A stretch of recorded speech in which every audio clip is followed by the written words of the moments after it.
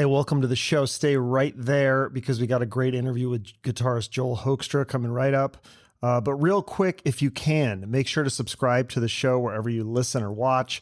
And if you're on YouTube, please give the video a thumbs up. And if you're on Spotify or other audio podcasts, please give the show a rating or review. It would help us out tremendously. We don't have any major corporations backing us up here. It's mostly just me. So now back to today's guest, guitarist Joel Hoekstra. This is his second time being on the show. So if you haven't listened to our first episode, make sure to check that out.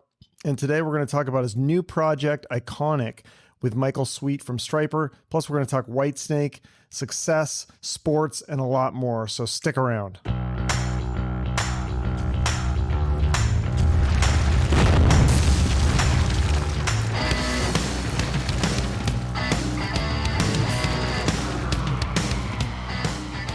It's hard to get people to listen to podcasts.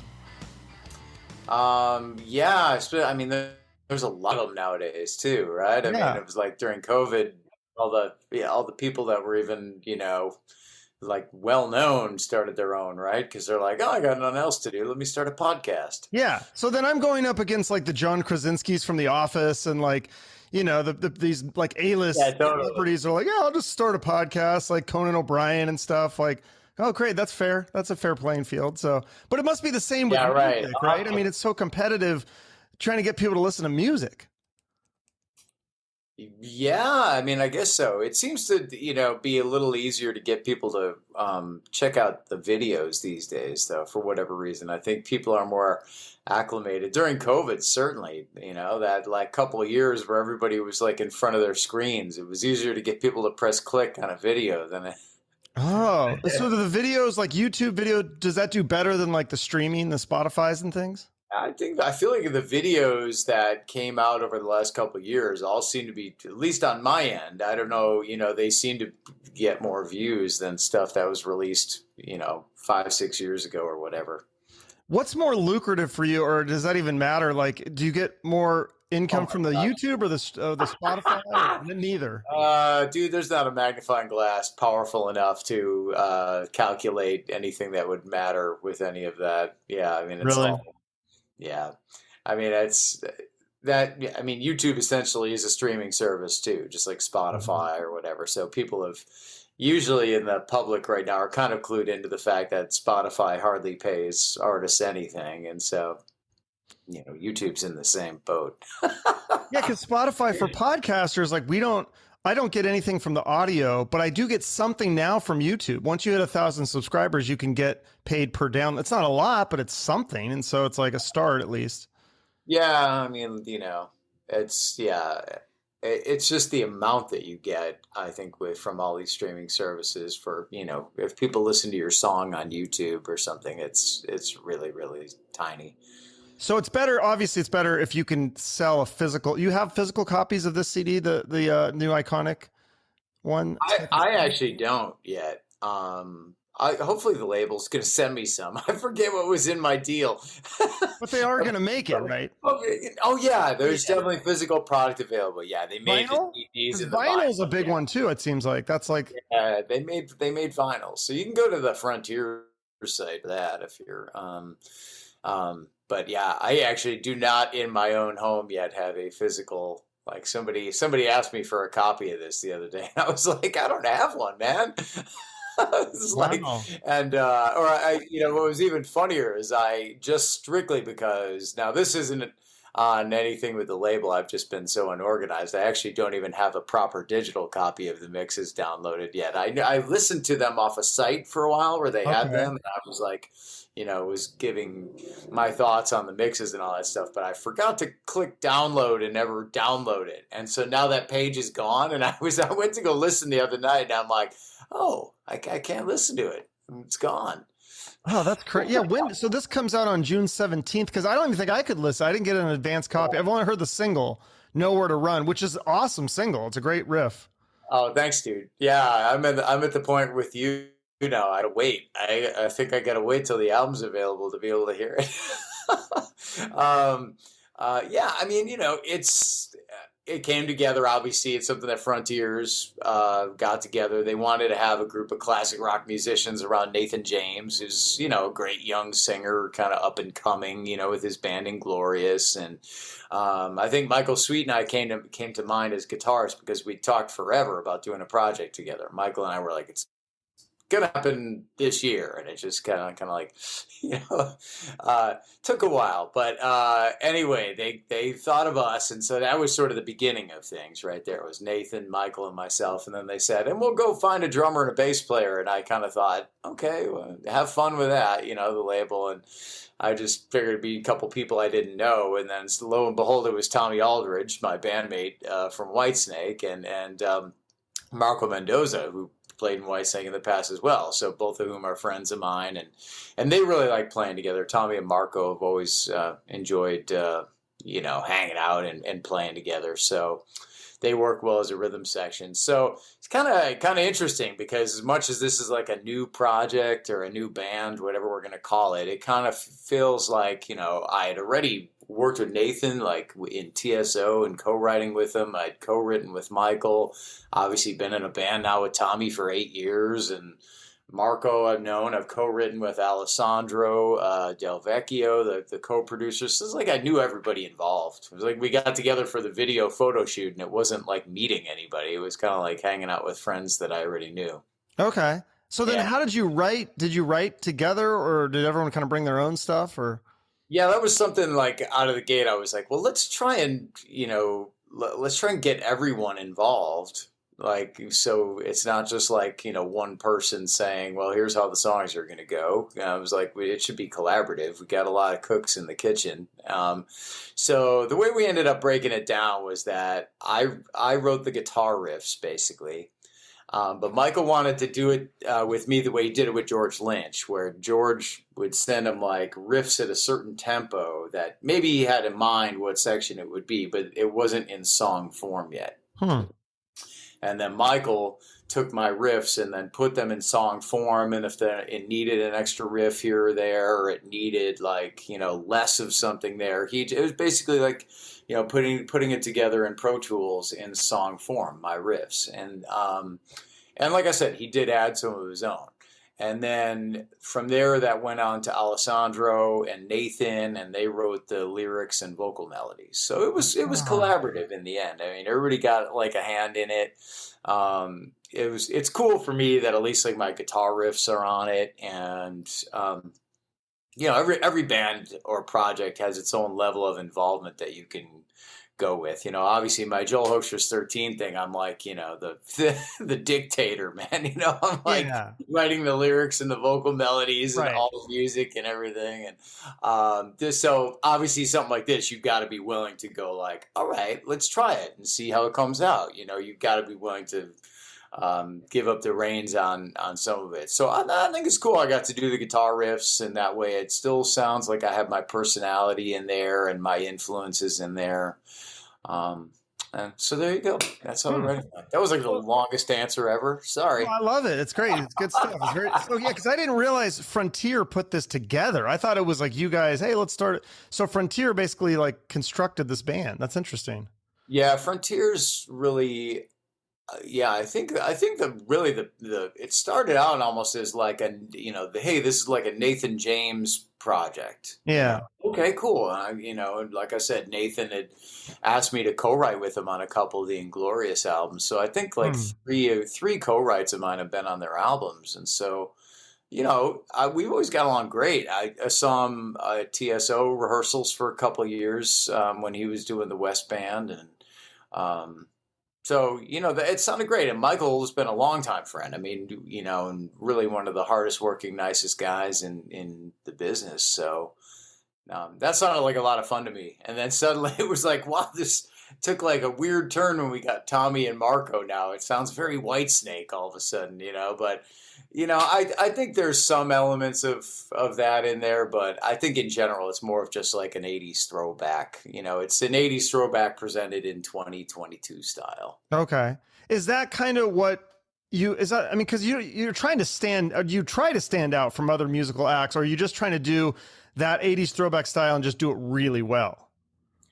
Well, I think, yeah, I mean, my instructions, as it were, sounds like very, yes, sir, but Yeah. like Michael and Alessandro, they're the co-producers of the album, right? So they were looking to do something just like commercial, melodic, hard rock, 80s style. Okay. Okay, cool, So when it comes to me, like when you're gonna sit down and write guitar riffs, it's like, well, that's kind of like what I've been doing anyway. So this shouldn't be too much of a stretch here. Do you like that the most though, or do you ever get bored and go, I just want to do like a jazz fusion or something totally crazy?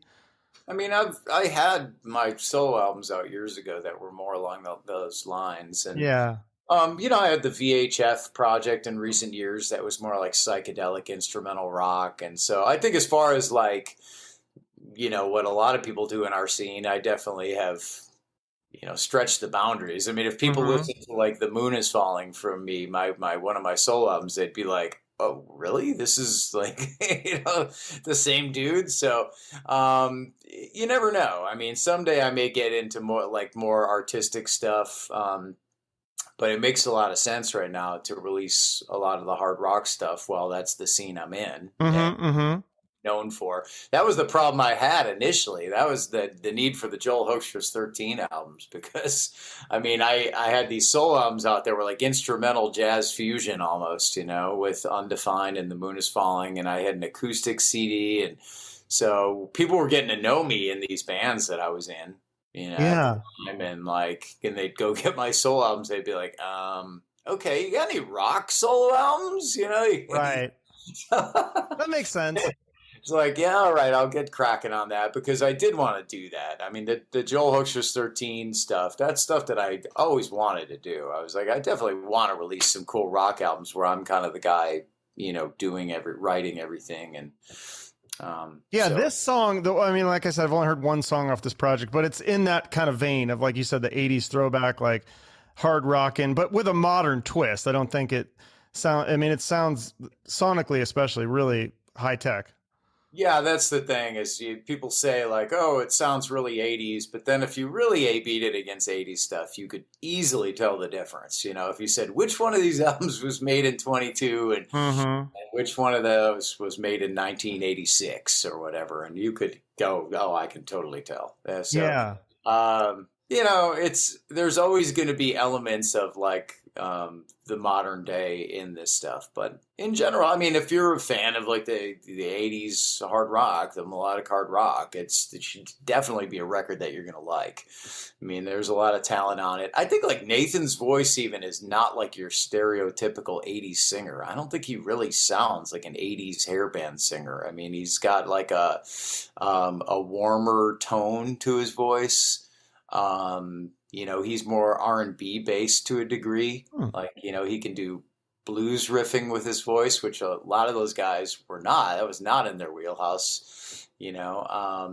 So I think he's got his own thing going on as far as like the sound of his voice and how he sings. I think he's got his own style, which is cool.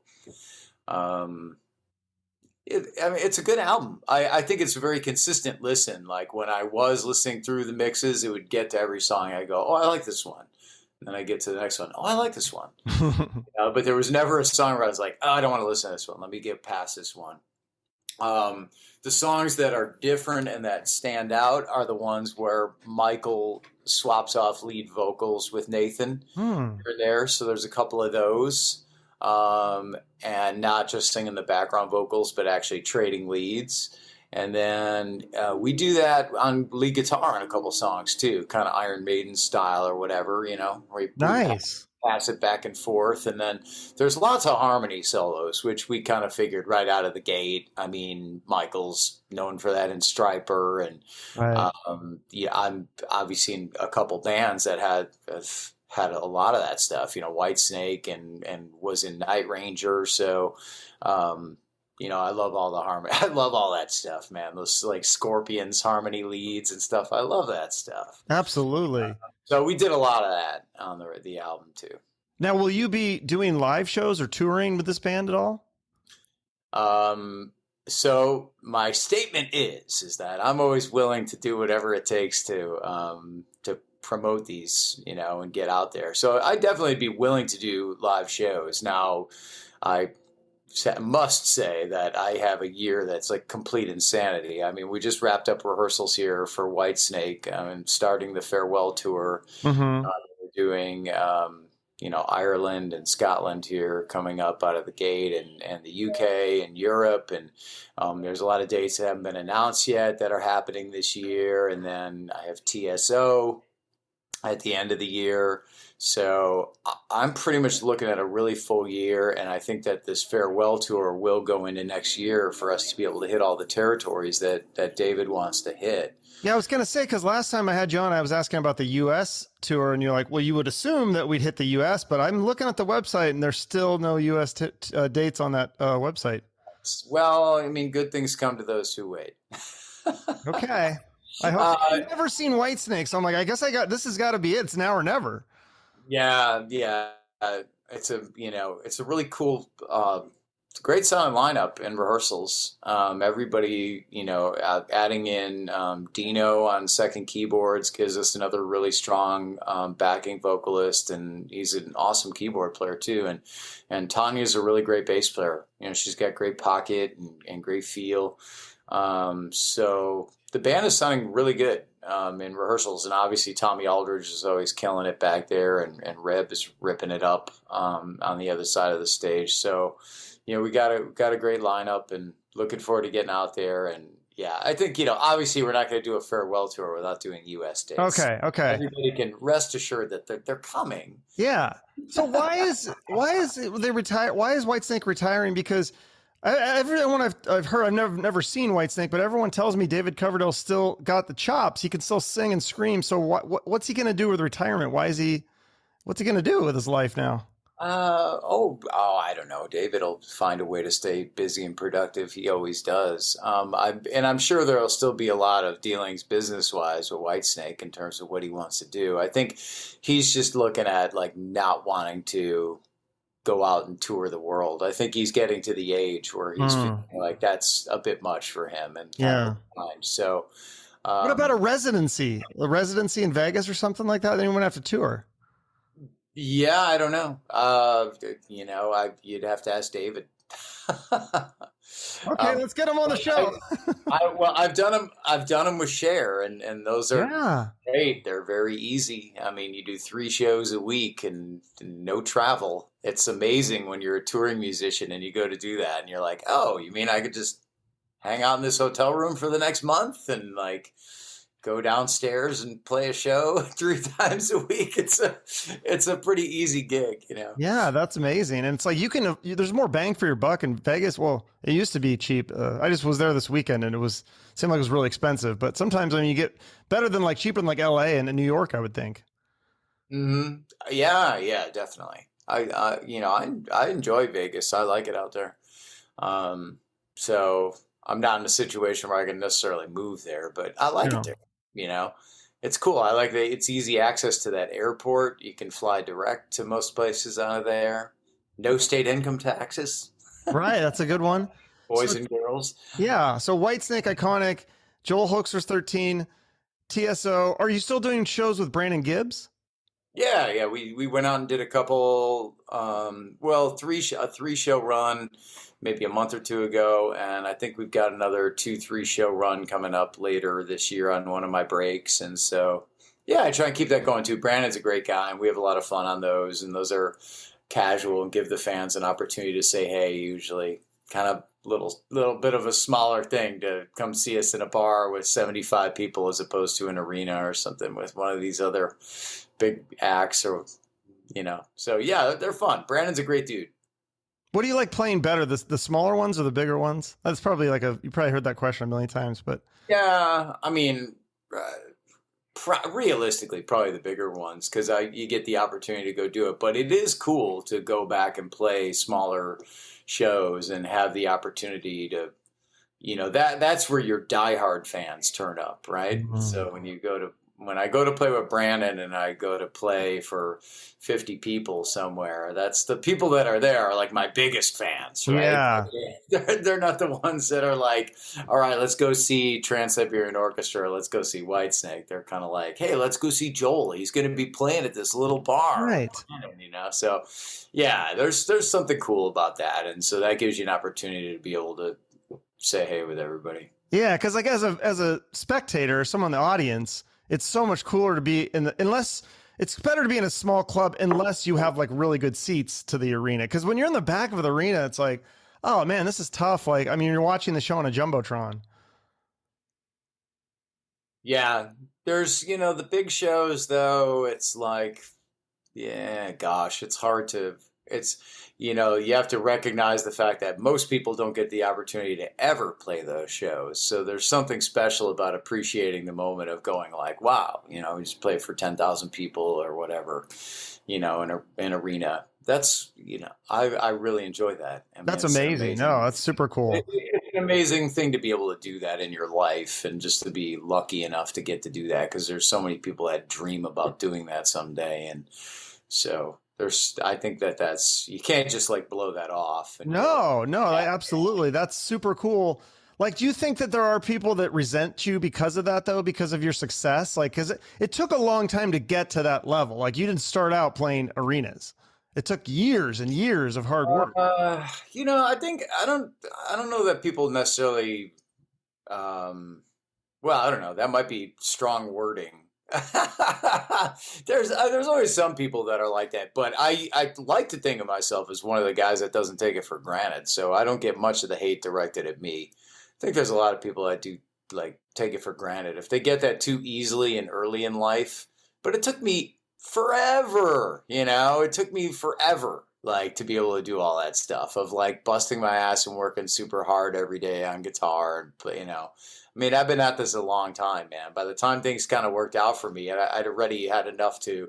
I'm like the Twisted Sister thing, right? You ever see their documentary where it's like, Yeah. basically the whole documentary leads up to them getting signed. Yeah, they're like a club band for like 10 years or something, right? Yeah, I'm like that. I'm like that as a guitarist, right? It's like I have to I have a whole story before people ever heard of me of like just working nonstop to try and get to where I got, and so. But isn't that most successful people I mean, not only in music, but really like, I feel like in a lot of areas in life, but especially, I mean, unless you're like just this superstar singer or whatever, Robert Plant, I don't know how long Led Zeppelin took to break, but I mean, a lot of them, it does take a while to break into the business. Yeah, I think there's always more work that goes into it than people see. Even those little, teeny stars and whatever, they've been working at their parents usually are very like, stage parents and have them working on, entertaining and all that stuff when they're little kids. And so there's always work that goes into it. But that being said, everybody does have their own story, man. It's like there are definitely people that are like, I don't know, I just ended up like, in this band and made like $10 million. And, I mean, it does happen easier for some than others, for sure. How do you work through like because there's got to be times where I was talking to do you know Kiko Loureiro from Megadeth? Yeah, dude's awesome. Yeah, he's really cool. But I was talking to him about just working through the plateaus. Cause I remember when a long time ago, when I played guitar, I just got to a plateau and I was like, well, I can't get any better. And then I kind of just gave up. And cause I realized like my guitar teacher, he was like so freaking good, but he said that you just got to work through those. Like he would hit those plateaus where he just felt like, okay, this is as good as it gets. And then he would just keep working and then he would work through that. Do you feel like that's the same thing for you? I mean, I break it down more to like, am I being productive every day? So that's kind of the way my mind works with it. So I do play like a boatload of guitar between whatever I need to work on musically, be it sessions or teaching or running sets to get ready for gigs and work cutting albums. And so I just kind of like keep doing that stuff and then hope that like hopefully this is making me better. I mean, that's all you can do. But I do think the more time you spend with things, just naturally you get better at it, right? So I try to avoid that. Like, all right, I'm going to make myself better, and I'm going to do that by sitting with a metronome and practicing. I try to like have like real musical tasks, so I become a better musician too, Hmm. not just like a better practicer, if that makes sense. Yeah. And trust me, I'm not like, I don't feel like I've arrived at all. I'd love to be much better at, so many areas of my playing, I mean, that's just, I think once you get to a certain point, you realize like, music it's infinite as far as what you can get to and be able to play. So there's a ton I'd be able to like to do better. Sometimes I can get myself bummed out, if I think about that too much. I think I do better with the mindset I was talking about, where I'm just like, all right, I have to do this today. I'm going to do this and do the best I can at it. And then that way I can usually wrap my head around that without going, you suck, man, like, Hmm. like Well, it's getting probably myself more, bummed yeah. out. It was probably more important initially, like when you were learning guitar and like before you had gotten Night Ranger and that kind of stuff, to keep going, right? There's probably times where you're like, all right, maybe this is as good as it gets. I'm just playing in cover bands, and maybe that's my peak. And then, but you kept going, whereas a lot of people would just quit and get a day job or something, and go back to school. Or you just said, I'm going to keep playing Yeah. music. Yeah, there was lots of family reunions where I was the loser of the family at the Really? Well, yeah, like I said, man, I mean, it took a long time for everything to kind of come around. So I think there was lots of family reunions Huh. where he's like, yeah, there's the long-haired dude who's like, a guitar teacher at a store, and like, why didn't he just go to college and get a degree and go do, to get into business or whatever. So yeah, I mean, Well, definitely. how like it must feel gratifying to go, hey guys, I'm in Night Ranger now. You ever heard of them? Like they had some hit songs and we're playing big arenas and stuff. Like that's pretty cool. Maybe initially, but like it's not cool to go there in your mindset, because then it's like, it's unhealthy at the end of the Right, day. right, right, right. Yeah, You're doing it more for yourself anyways, right? It was always like you're just trying to get better and get to that next level. It's not totally. about for doing it for other people. You didn't care what they thought when they thought you were a loser. So Right, exactly. Yeah, you just kind of keep doing it and just like, whatever. So yeah, keep going, but it's definitely better to let go of all that stuff and not like a nah, nah, nah, I told you so kind of crap. right, no, but it's still. I mean, and also like you said, the gratitude. I think that's the biggest thing is just being grateful and continuing to be grateful and not expecting it. I think that's the one thing that hopefully keeps most of the negativity away is that it took me so long of working hard that I tend to be one of the people that appreciates it the most, that I get the chance to do all this. So I think that it goes a long way. And then I mean it's sort of like one of the basic this is like my cheap ass attempt at philosophy here, but it seems like a certainty that what you put out, you get back, right? So the more Mm-hmm. you kind of put out, when you're in that position to feel grateful for that, people tend to give me a lot of positivity back too. So, I mean, I'm not saying I bat 1,000. I definitely don't. Nobody does. Like, I mean, there's always times where you're like, I could have done better there. Um, but, you know, it's like I said, for me, it's to keep myself somewhat sane in this whole crazy process. You just kind of break it down to every day. Like, Mm-hmm. right, I'm going to do this today, do the best I can with it. Um, and there you go. And, That's awesome. repeat, rinse. What are they? Yeah. Yeah, So, rinse, repeat. but Yeah. part of your routine, I heard you say that you don't really listen to music much anymore. Or are you just listening to your own stuff to kind of like, figure out how to do it better, but you're not listening to like other bands or like newer bands or. Not a lot, no. I mean, I'm pretty terrible with that. I have usually a pretty long list of things I need to get to. I just did a session yesterday here in LA. I'm teaching every night, and that's in addition to rehearsals. So Hmm. I'm in rehearsal Whitesnake, do interviews for Iconic, to teach. So, I get to the end of the day, it's like, all right, I had 7 hours of rehearsals, 3 hours of lessons, and talked about music. So let's watch a movie. That to me, that's more enjoyable than like, hey, let me go listen to this new band and see what they're all about. I'm pretty much, that's just the way like every day seems to be for me. Kind of, I get to But the is end of it. there, yeah, but there's got to be some time where like, if you're at the gym or something where you can't, you have to listen to music. You can't watch a movie maybe, or like if you're driving or I something. just don't listen to anything. I just Oh, have total silence. Yeah, if I'm in a car, I don't listen to anything. And if I'm at the gym, really? yeah, I mean, unless they have it on, I don't listen to anything. Huh. That, yeah, because I always bring my headphones. So I'm like, oh, usually they play crappy music, so I want to listen to something good. That's interesting. I listen to the crappy music they have on. Wow. That's crazy. Well, we've already covered most of your origin story in the last episode, but I did hear some things that I didn't know about you that were really like 3 concerts that you saw that I am so jealous of. You saw Iron Maiden with Quiet Riot opening, the Scorpions with Bon Jovi opening, and Dio with Twisted Sister opening. That's Yeah, yeah. amazing. Those are 3 amazing. Are those like the 3 best concerts you've ever been to? They might be the most magical because those are the first 3 I went to. Really, Oh, I think those were that the might first be. I 3, think right? the very Okay. first.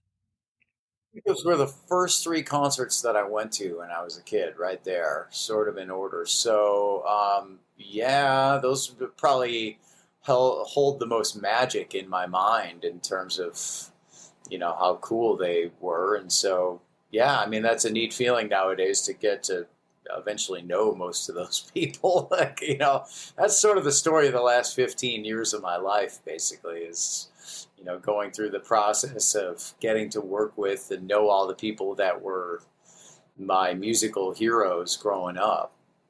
Um, but they were all very young too, so I don't want to make them all sound like they're a million years old. I mean, most of these people, it's like when I'm working with Michael Sweet and I tell him like, dude, I came to see you in Stryper when I was like a freshman in high school. I remember like I was like 14 or whatever, and you know, but he was just a kid. I mean, he was probably only 20 or Mhm. 21 or something when he was playing that show. It's amazing. They were so young, those bands that were getting those Yeah. back then.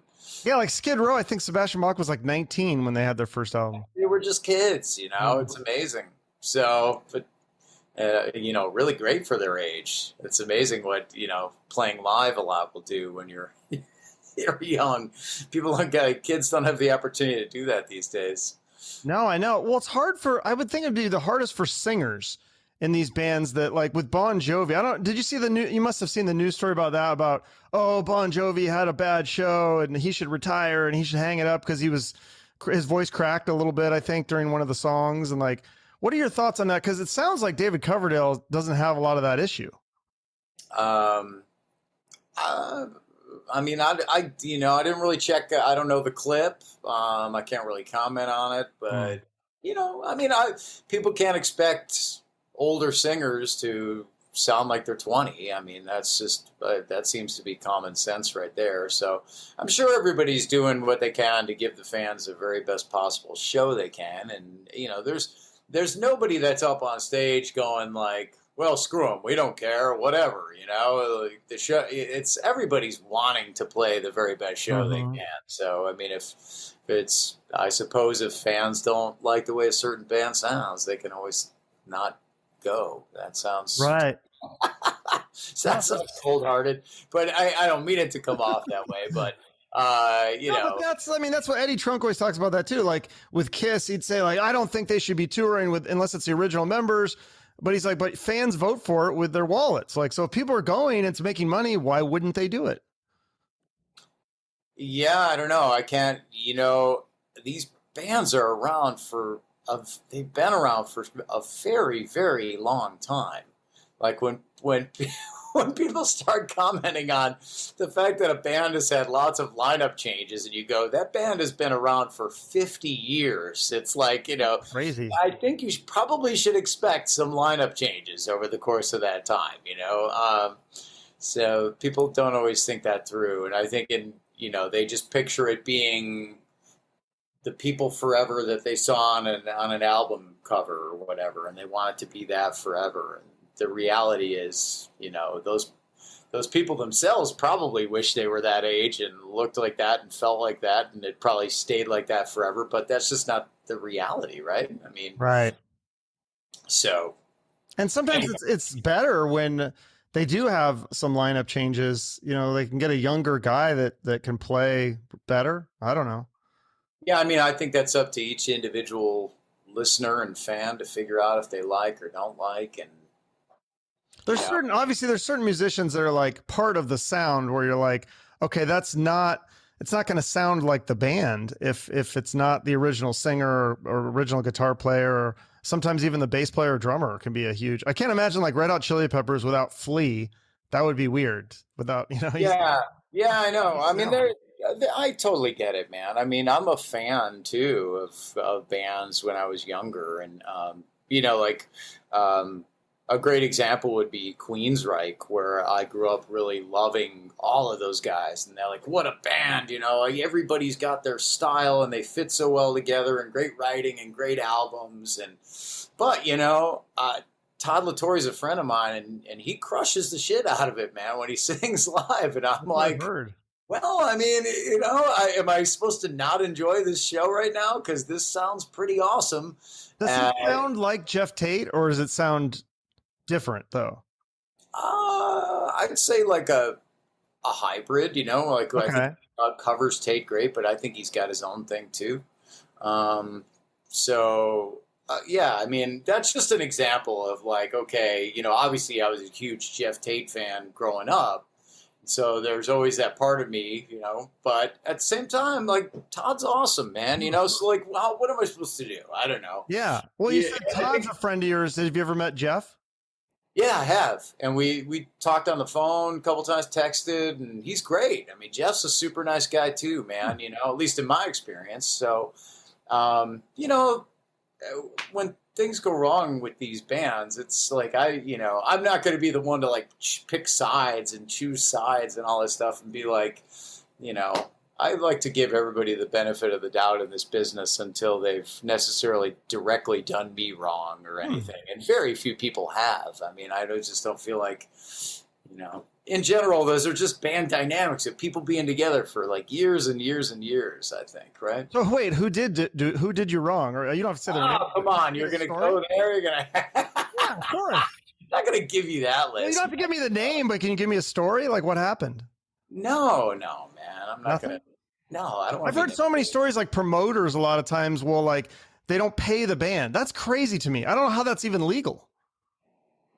Yeah, I've been a part of having done that, but usually I'm not like the direct business. I don't know what I'm looking for. I'm not the manager or Right. like the No. booking agent or whatever. But I've definitely that happened a couple times over my time in Night Ranger. I know where they had a couple promoters flaked and et cetera, et cetera. Yeah. So It seems like it may be more smaller bands, like in clubs and bars, and the bar just says like, "Oh, we're not paying you," or whatever, for whatever reason. And it's just like, then what do you do? Like, it's just crazy. I guess you call the cops or something. It's just strange. I mean, it's got to be a weird limbo. yeah, luckily, one of the things about being able to do what I do, just being a part of a band, is not have to deal with that stuff directly. Right. Yeah, you have someone else dealing with the Play the business. guitar parts, Yeah. and everybody that's handling the business end of things can figure that out. That's So, awesome. but I try not to sweat too much about, like one little tiny sum of money here or there. It's like you always got to see the bigger picture and not get too wrapped up in that. Yeah, no, that's a good outtake or outlook to have for sure. Well, and you did the are you still doing the rock and roll fantasy camps? So I did a couple of those earlier this year, and I've done Yeah. a couple in past years. So I don't think that it lines up the rest of the year just because I'm Okay. out on tour. But it's something I enjoy being a part of. It's you just kind of help. What they assign you when you're a counselor, they assign you a band, and your job is to kind of get them ready to play. And depending on their need, if they need a guitar player, you play with them or you don't play with them, kind of thing. But your job is to kind of get them ready to be able to perform with the headliners that come in, or even one of the performances is usually on their own. So if you don't mind teaching, which I don't, I do it Right. anyway. Then it's a good gig because I hang with the other counselors for a week or for 4 days, and hang with the headliners each for like a day or two, and it's a great opportunity to just kind of stay out there a bit and play music without it being like I'm off on tour with this band, etc. So, yeah, it's cool. I have a good time at those. Yeah, that was cool. Like I saw, like you were hanging out with the Soundgarden guy Kim and Yeah. Alice in Chains, Jerry Cantrell, and Stephen Perkins from Jane's Addiction. I was like, damn, this looks like a fun rock and roll fantasy camp. Like, I want to go see the concert. Yeah, that's what I mean. You by the end of the week, you're like, okay, so Kim and I had never met, but they asked me to moderate like the Q&A and actually kind of interview him at the beginning, and so it was kind of neat. By the end of that, I felt like, wow, I feel like I know him. And he came later in the night. He came up to me and complimented. He said, "Man, you asked the best questions, and you've had the best commentary all day," and was just very complimentary and nice, and somebody I never even met. And I thought, wow, that's cool, that came about. And getting to see Jerry Cantrell. I'd only met Jerry one time, very briefly, so getting to meet him again is always nice, and be seen and remind people you're out there and alive. And then Steven, we had been at some mutual events, but I was always kind of like, all right, I don't know him. I don't want to go, be like, guy in Jane's Addiction, go up and like, hey man, get in his face, great to meet you. And, so this was really the first time where we kind of got to know each other a bit at that one. And Mike Kroger from Nickelback was at that same one. And I knew everybody in Nickelback except Mike. We had never met, and I'd been friends with their drummer Daniel for a long time. And so I'd never met Mike, but man, what a nice guy. He's like the nicest guy in the world. I had so much fun with him hanging out at that camp too. So everyone seems to be like that, where you get out of there and you're like, well, I mean, I feel like I got to know a lot of people really well during the course of the week. So. Do you like that scene, like with the Jane's Addiction and Alice in Chains and Soundgarden and Nickelback to a degree too? It's like a different sound than the more the '80s stuff that you're known for. But are you a fan of those other styles of music? Yeah, I mean, I saw Jane's at I think it was the first Lollapalooza. When it was. Wow. Yeah, when that started up, and they were great, and they were a great band, and as far as like the others, Nickelback, blew me away when I went to go see him live. I had met Daniel back when he was in Three Doors Down, their drummer, and he liked my instrumental albums we talked about earlier, my fusion Oh, that's album. cool. The drummer's kind of like a real kind of virtuoso guy in there, Virgil Donati, and so anyway, Daniel and I have kept in touch, even through him leaving Three Doors Down and joining Nickelback and all this stuff, and so. When I've heard them live, I thought they put on a great show. You can really see Chad Kroger's very influenced by James Hetfield, which I had never put two and two together with that, with the Explorer and the black T-shirt and the, just he's very Hetfield influenced. I didn't realize that either. I'll have to look for that next time. Kind of interesting once you make that correlation, once you make that connection, it's like, oh, I get it. Yeah, I'm never a huge Nickelback fan, but I'm not like one of those people that like hates them either. I'm like, they got some good tunes, and yeah, I honestly I don't know, because I listen to so little that it's more like I go to see the show and I just evaluate the show and go like, did they sound good? And I thought they sounded really great, and I thought they put on a great show. And what other bands were we talking about in there? Like Soundgarden, Alice in Chains. Yeah, I'm from Seattle, so I grew up in Seattle in the '90s. But I loved like the hair metal, but I like the grunge stuff too. I never understood like why people had to choose. I felt I like all sorts of different kinds of music. Yeah, me too. I mean, my favorites from that from that era, are the ones we're talking about. I definitely liked Alice in Chains, Soundgarden, and Stone Temple Pilots. I would say are like the standouts from that era for me, more than say like Pearl Jam or Nirvana. I was more into those three. They were bringing more from metal in, I feel like, into the grunge thing, and a little more progressive maybe. I loved all the Soundgarden, all the open tunings and stuff. I thought that was totally cool. Yeah. And I like some of the poppier stuff too, like Collective Soul and Gin. We just saw Gin Blossoms, in Vegas, and they sounded great. And yeah, they had some really good songs too, like a Yeah. little more poppy, less heavy, but I like that band too. They had some really great hooky kind of jangle pop thing. yeah. Yeah, yeah, very catchy stuff. So yeah, I mean, in general, I'm pretty open minded with all this stuff, and I'm like you, where I'm like, yeah, why am I supposed to like just one thing? So Right. No, I get it though too. It's like where you don't listen to music because you're like, okay, I've been doing music all day. I want to hear silence. It's kind of interesting, but I totally understand it because it's like with podcasts. I do so much research on the guests that I'm interviewing. I listen to all these interviews that they do, and then people are like, "Hey, you want to listen to my podcast?" I'm like, "That's the last thing I want to do at the end of the day is listen to another podcast. Like I'll just listen to music or a movie or sports." yeah, yeah, Yeah, you're a Bulls fan, right? I am. Yeah, So I was gonna, because last time I think we were scheduled. I was gonna ask you about because they were playing and there was a lot, and that was the end. They lost their playoff game, but it didn't go well this year. no. But now you still got the what's the other team you're a fan of? The Cubs. The Yeah, Cubs are playing. yeah, they're looking like, like looking okay. They started off with a little bit of chemistry, and then it all kind of, I just think they don't necessarily have enough talent on the team to really do it this year. But it's okay. There's some players that I'm enjoying watching it develop and stuff like that, and it's all right. The Bulls, I kind of thought when they got that lineup, I mean, they did miss having Lonzo Ball in the playoffs. He's like, their big problem is just defense. They only really have one guy who's like a defense first guy, being Alex Caruso, and so I think you got Levine and DeRozan. Those guys are definitely offense first. Vucevic is offense first. So you kind of need some of these guys that think about like, hey, I'm going to play D and pass, and Lonzo Ball fits in really well with that.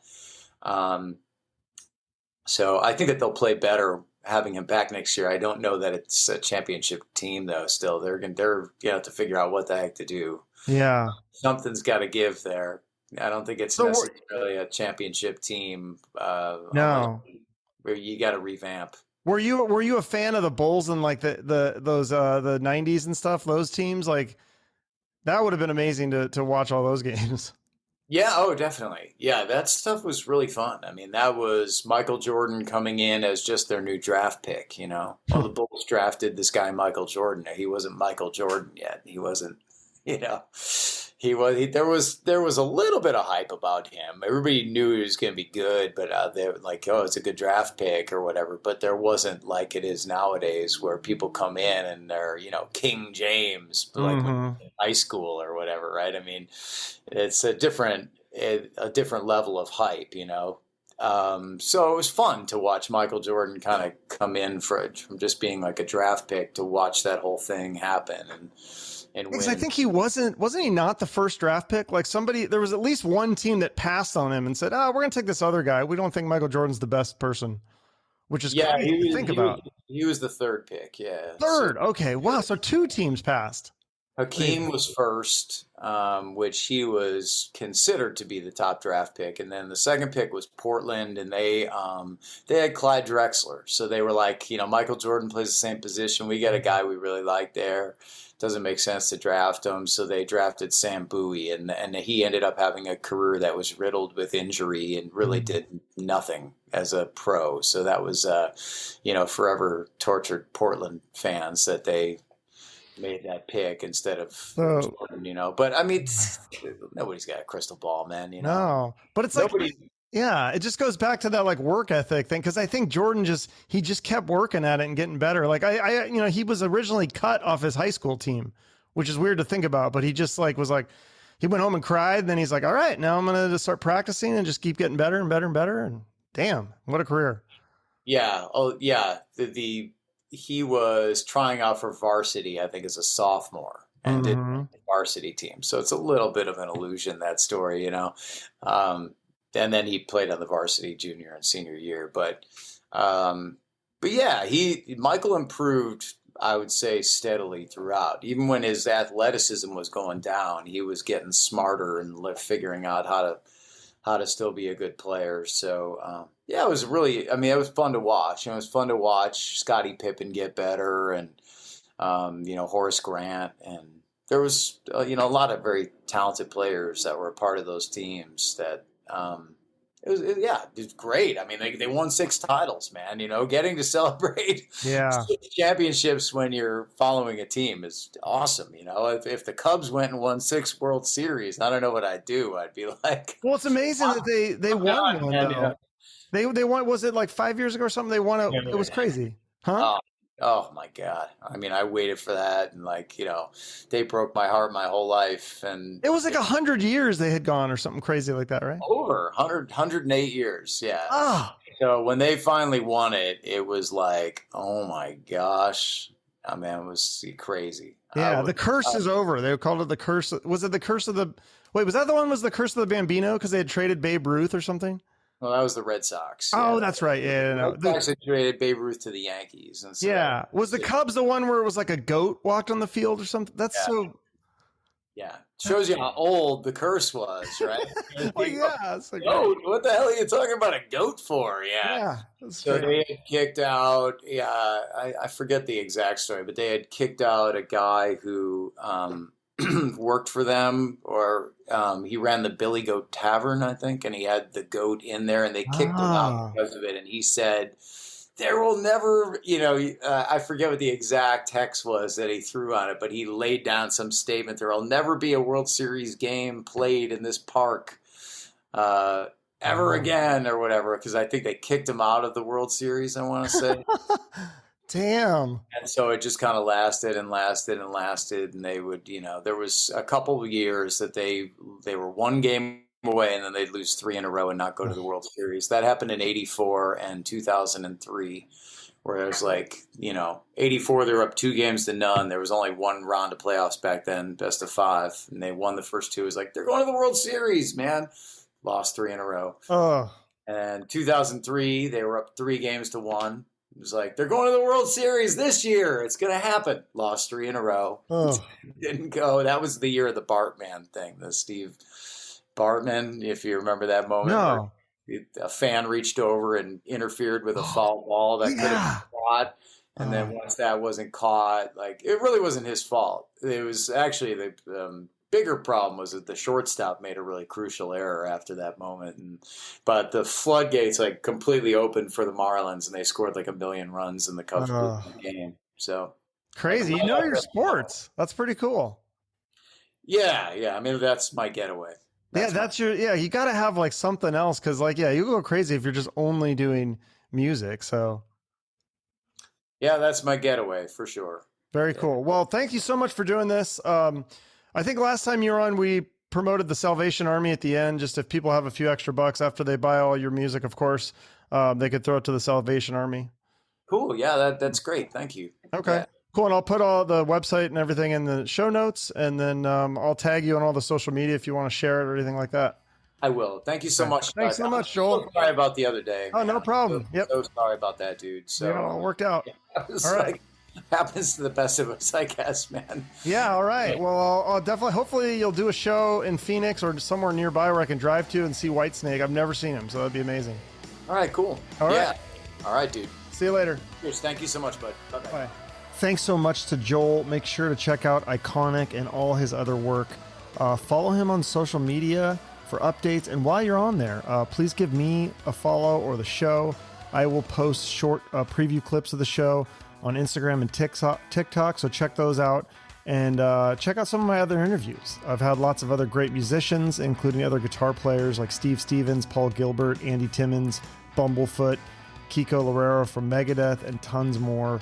And once again, I will remind you to subscribe to the show and either like or comment on the video if you're watching on YouTube, and give us a rating or review if you're watching or listening on Spotify or Apple Podcasts. That helps us out a lot.